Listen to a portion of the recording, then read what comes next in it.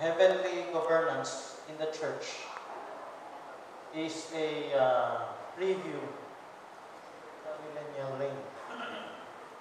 I wonder if others would think that there are no physical reign here on earth in the millennium. Some said it's up in heaven. But there are also those who believe that the heavenly governance in the millennium is physical here on earth. But this is what I can say. The church right now is a practice ground, a training ground for you in your heavenly governance. The bride is destined to become the kings and priests of the earth. Right now, you are called by God as a royal priesthood. You're called by God to rule the church by exampleship, by intercession, every believer. And how about the few fivefold minister that is in the church? They're called to train the whole church of God to be in that order, in that spirit, to care for others. Now, I'd like to introduce a word I used in an aspect of this ruling in the church, the governance in the house of God. I used a Tagalog word before, I called hukum. And I thought it's just Tagalog. And I was surprised and so happy to find out this is originally a Hebrew word. It's not an Tagalog word. It's a Hebrew word meaning the order of God. And I use this word because in the church, I saw in my previous pastor before, Pastor Villagonza, how he officiated among believers, if there are differences, how he fixed things. He set things in order. Now, setting things in order, it's not, of course, the apostle has to set things in order. But that gift also falls to the fivefold minister. And I'd like to open a verse. Could you open up 1 Corinthians chapter 6? Of course, in English, we call this the judge. Of course, in the Bible, there are judges. And did you know that we are called to be judges? We just don't realize that. Many ministries on earth, whether they admit it or not, they're judges. They're judges. Whether they don't want to use that word or they want to use that word. Now, in the Bible, there is this kind of ministry. Let's read 1 Corinthians chapter 6, 1 and 2. Now, if this kind of ministry, if we read this scripture, we may understand it's just resolving issues among brethren. If there are conflicts within the church, let me read that. There any of you having a matter against another, go to law before the unjust and not before the saints? Example, you're both Christians in the same church. They have a pastor. Instead, and one has a case against another, instead of going to the pastor, they went to the barangay captain or they went for a lawsuit outside. They should have resolved it first in the church. Being a part of a church family, we should submit. We should submit in humility to the decision of a pastor. Now, I'm not saying a minister in the church, whether a pastor, an elder, or what, is always just, is always fair. But we're taking for granted at first right now that he's supposed to be fair. He's supposed to be objective. He should not be one-sided. That is the highest calling for a believer. And this is the same spirit in walking in the truth. As Pastor Thomas said, if that man lives the word, live that man. That's what the prophet said. So, also, with regards to knowing the truth, it also should be fair. I used the word Berean spirit before. You hunger for truth, you prove all things. So, it applies to doctrinal resolutions, as well as resolving personal issues with each other. This spirit of being fair, being just. So, let's read verse 2. Do ye not know that the saints will judge the world, and if the world shall be judged by you? That's what I was saying a while ago. This is in the millennial reign. After the millennial reign in the eternal age, there's not much judging anymore because all men will be perfect. But during the millennial reign, there are called heathens, those that will be ruled on earth by the bride that will have become the wife of Jesus Christ. They are kings and priests. Revelation talks about that. And they will be ruled by judge. As a judge, there's judgment. The law shall go forth from Zion and the Isaiah chapter. The law shall go forth from Zion and His word from Jerusalem. Isaiah chapter 11. He will judge among the weak with equity. So there's judging, not just in the millennium. Right now in the church, it's a small practice area for you to be fair, to be objective. Now, if you can resolve it in the church, why go to the barangay? The barangay was even established by the government, so we will not spend too many costly lawsuits in the courts. Maybe you could resolve it in your barangay. But the church is like the same matter. If you can resolve it there, the pastor can decide who among the two is wrong. Both could be wrong. One of them could be wrong. But the pastor will decide between the plaintiff and the offender, who, if it's a right accusation or not. Then the pastor can give resolution. Oh, you are the one who is wrong. You indemnify him. Or you are the one. You're false. That's a false accusation. So it is the pastor who will play that fair. And more than that, you're not that we shall judge angels, how much more the things that pertain to this life. Let's talk about things pertaining to this life. If then ye have judgments of things pertaining to this life, set them to judge who are least esteemed in the church. Now, do you know that things that pertain to this life goes beyond resolving personal issues? A judge has the mandate from God to train the people of God in the church to grow in the Lord, to grow in the Spirit. Let's talk about things pertaining to this life. How about watching worldly television? How about finding your fiancé or partners in life?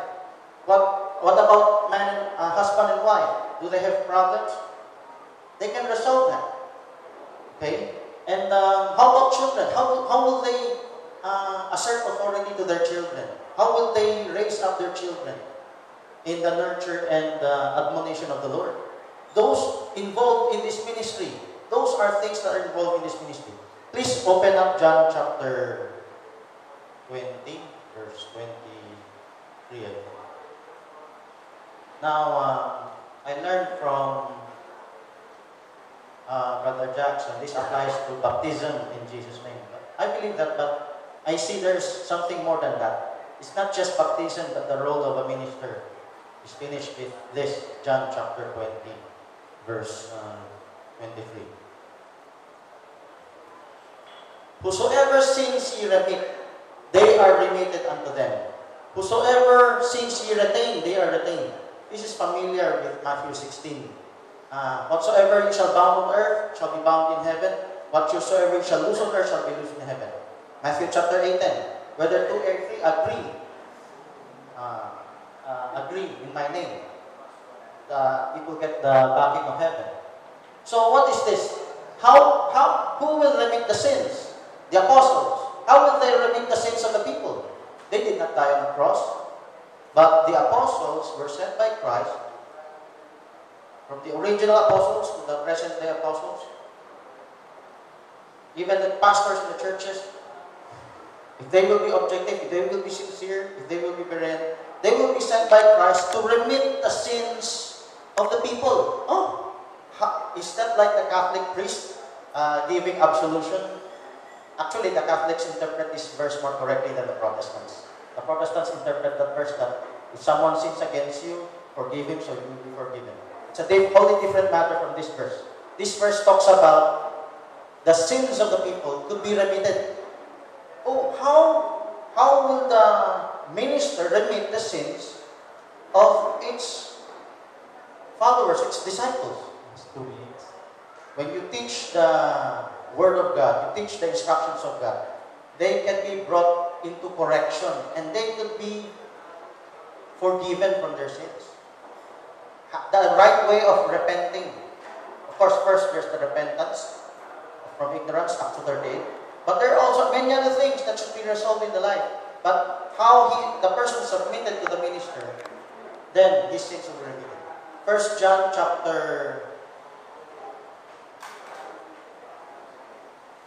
James chapter 5 verse 20. It's similar to this. Now while he's opening that verse, other things I have not spoken or mentioned. A minister, a pastor, a teacher could have differences with his student. The student should first submit, as what Pastor Thomas said. If the student grew in knowledge, he should respect his teacher, his pastor, that taught him the Word of God. Now, is it possible that the previous minister would go into error? As the Branham said, if that man leaves the Word, leave that man, and stick with the Word. Yes, but you can still respect your pastor who is in error. That doesn't necessarily mean you spoon-feed everything he says. He wishes to constrict you. No. You're not obliged to be restricted in freedom. But you should still pay respect. It's like our fathers in the flesh. Our fathers in the flesh could commit mistakes. Our fathers in the flesh could have a shortcoming in understanding. But we should still respect him in spite of the fact. As our father in flesh, we still show him the same care. And he wished to explain something that we still have not, we thought we have not understand. We give him an ear. Receive not an accusation to an elder except by 2 or 3 witnesses. And this to be resolved. Here comes the judge counseling ministry. I experienced in my church. This has brought blessings and revival. But of course, there are forces, evil forces that want to destroy this. Like, oh, that's a corrupt, do not go into that session anymore because it's one-sided corrupt. My time up. Okay, this last verse, let him know that he which converted the sinner from the error's way shall save us all from death and shall hide the multiple sins. Okay, so God bless you all this atonement time.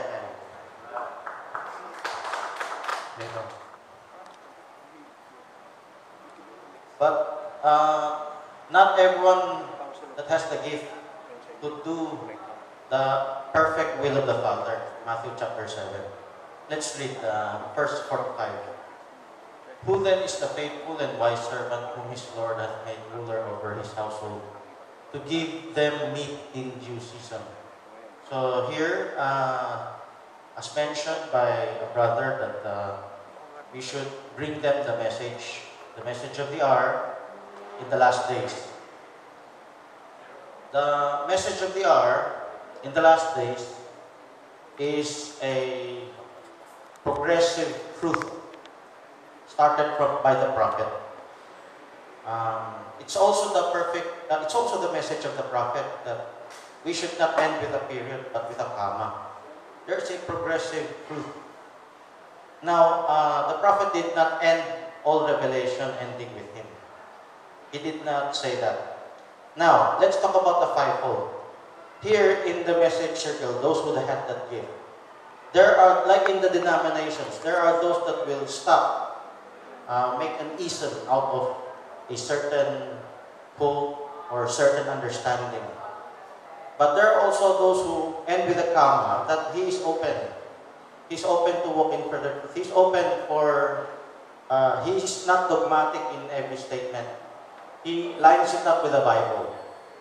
So, what this evil servant will do in the last days, he will smite the faithful and wise servant. Verse 46, blessed is that servant whom his Lord, when he cometh, shall find so doing. Verily I say unto you that he shall make him ruler over all his goods. If you've read the message of the prophet, the anointed ones at the end time, the prophet recognizes there are anointed people, there are gifts, there's the fivefold gifts. Even among the denominations, he recognized the gifts on those denominations. His peers then were not message believers. His peers in the crusades were Pentecostals. One is Pentecostals, Trinitarian Pentecostals. He recognized the gift in them. In the Church Age booklet, page 329. he mentioned, he recognized those ministries. They will be used by God, he said. Now, what is the evil servant? He restricts, he destroys the reputation of the faithful and wise servant. The prophet taught us that we should go back to the scripture, prove all things, hear the person out, do not be prejudiced against him. Okay? So, the prophet taught this, what I'm using the word Berean spirit. He taught this procedure, he taught this attitude among love for fellow men. He had no judgmental attitude against others. He may disagree, but he does not avoid himself with others. He's willing to fellowship. It is those denominations that have shut him out because they could not bear the progressive truth that he brought. The same spirit could creep over into the message circles today. The same spirit of the denominations, the same spirit of Nicolaitan spirit among denominations. Instead of open love fellowship, they will backstab you behind your back. They will say, destroy your reputation, your ministry.